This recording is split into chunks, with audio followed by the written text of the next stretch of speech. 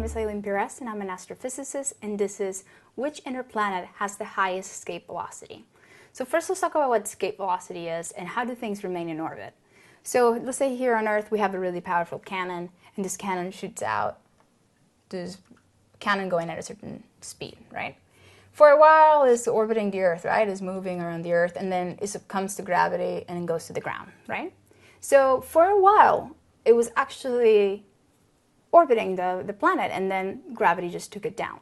So how do we make those like missiles go very long distances? We generally just increase the speed. So if it has higher speed, it's going to be able to like go further before it succumbs to gravity. So now how do we launch things into space?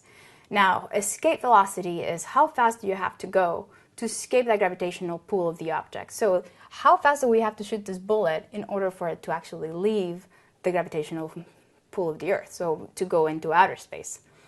So this escape velocity is described as the square root of 2 times the gravitational constant g, the mass of the planet, divided by the radius or the distance to where you want to go.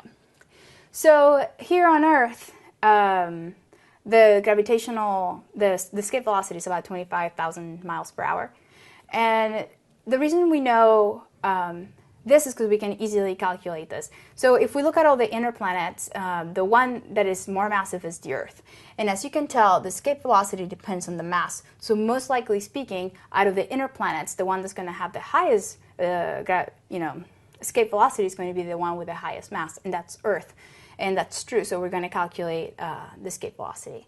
So the gravitational constant g is 6.67 times 10 to the minus 11, and the units are meter cubed, kilogram per second square. And I'm going to switch from the miles to kilometers now.